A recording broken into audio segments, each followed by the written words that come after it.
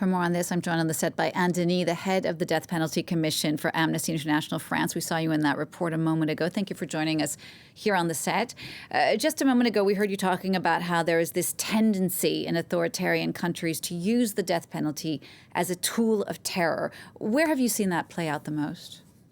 In Iran and Saudi Arabia, in Myanmar.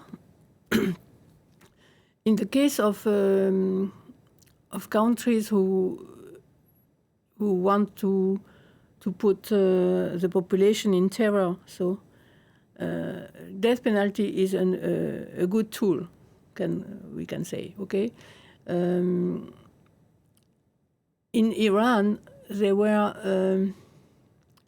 a lot of executions for murder, and we think that murders. They could occur during the manifestations or the demonstrations where people were arrested, and then there were violent manifestations, demonstrations, so people were killed.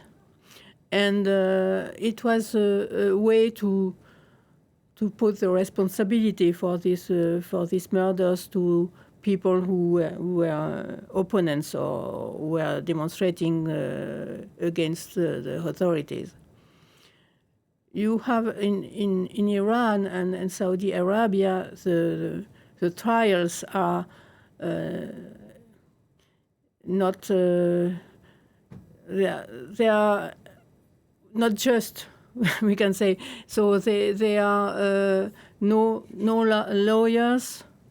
The people, they have to make testifying that they were there doing that, and it's coming with torture, and there were a lot of executions. For example, in Saudi Arabia for terrorism. In fact, the word terrorism is not very easy to define. So you can put a lot of things in terrorism. And one day, Saudi Arabia executed 81 persons in the same day. We can say that it's quite so it's quite not normal for Saudi Arabia, but it is so the third time they do that. And in Saudi Arabia there were also executions for drug-related offenses. So most of the recorded executions in the report are, as you're saying, in the Middle East and North Africa, but the report does not take into account thousands of people who are believed to have been executed in China. What can you do to confirm that, to try and get more information on that? So we are asking every year, we are asking the Chinese authorities to give us data, but it's a state secret. Also in Vietnam and also in North Korea. So we estimate thousands because we have other sources, not the authorities, not official sources, but we can find executions also in the media, in the press, and we know that some years ago there were 10,000. Maybe they are a little bit less, so let's say 7,000, but there are always thousands, for sure, thousands of executions in China. Another country we often associate with the death penalty is the United States. Did things evolve there, either positively or negatively, over the past year? So the last year, the USA executed 18 people. The previous year it was 11 people executed.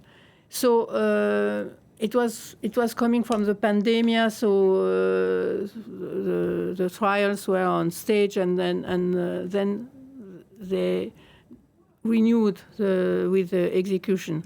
But we know that there are always the same states who are executing. For example, Texas. Texas is the leader in the execution in the United States.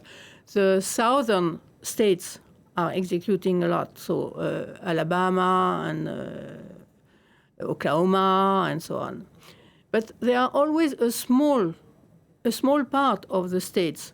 There are 50 states, 23 are abolitionists, and for the others, there are always only, let's say, 7, 8 states who used to execute. Mm-hmm.